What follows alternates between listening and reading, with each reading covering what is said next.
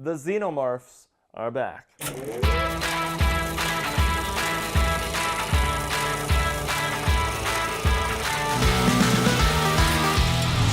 Alien Covenant is directed by Ridley Scott and is the sequel to 2012's Prometheus and the prequel to all those other Alien movies. And it stars Katherine Waterston, Danny McBride, and Michael Fassbender, just to name a few.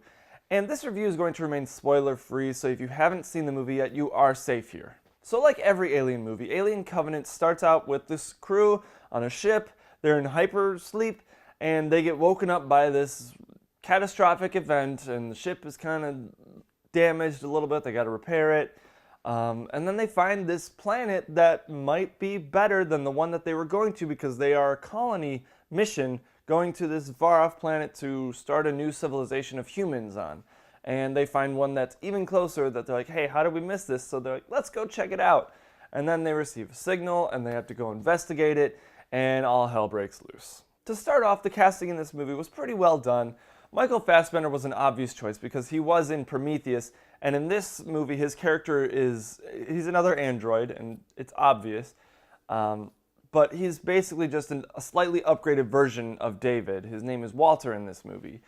Katherine Waterston as the main protagonist, Daniels, she was a good choice because I had only ever seen her in Fantastic Beasts and Where to Find Them before seeing this movie. And to see her as Ripley 5.0, she was pretty good. She was pretty believable, and I enjoyed it.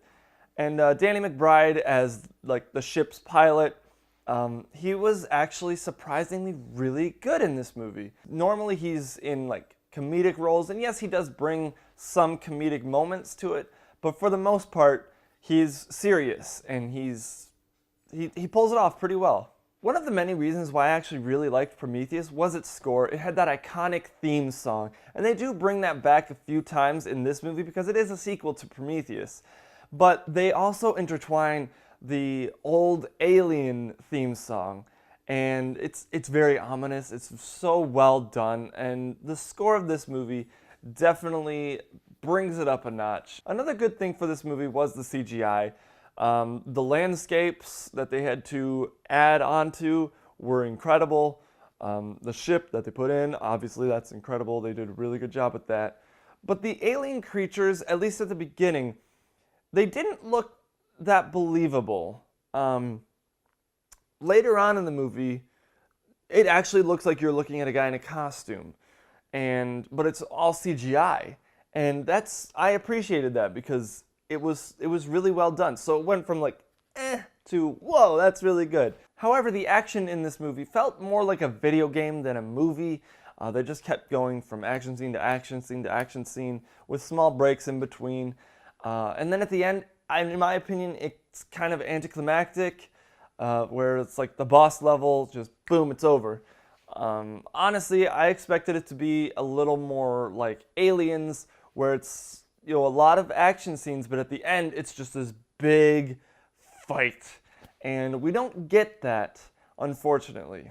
From a technical standpoint, there's a scene that just completely drives me nuts.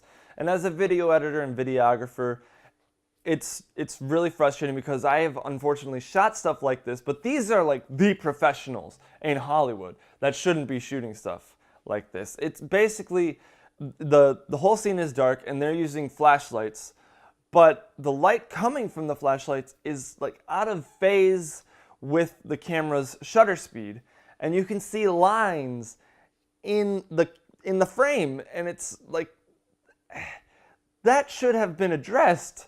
That should not have happened. Now, I have to give them a break because obviously I've done it several times, several dozen times probably. But these are the guys that are making the big bucks.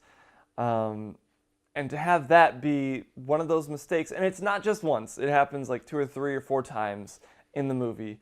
And again, I don't know what the actual term is for it, unfortunately, but it's basically, for lack of knowing exactly what it's called, rolling shutter type of thing, where you see the lines in the frame because the lights are out of phase with the camera. But that's really just a nitpick.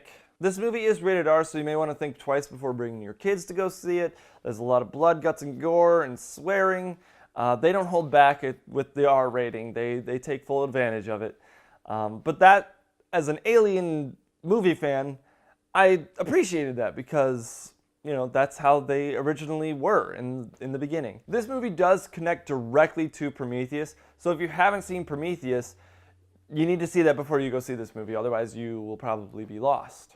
Overall, this movie is very enjoyable. It's like a hybrid between Aliens, and Prometheus.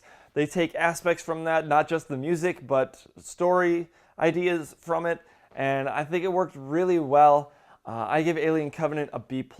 There are things that definitely could have done better, but it was definitely an enjoyable movie, and when I heard those specific songs from Alien, and when I saw the title coming on the screen in the old-fashioned way, I just got really, like, giddy in my nerdiness. So, yeah, it's definitely worth seeing in the theater, I would say. So guys, that's my review for Alien Covenant. What did you think of the movie? If you've seen it, try not to talk about spoilers because people might be watching this that haven't seen it.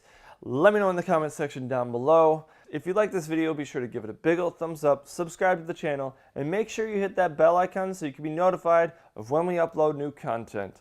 And as always guys, thank you so much for watching, and I'll see you in the next video.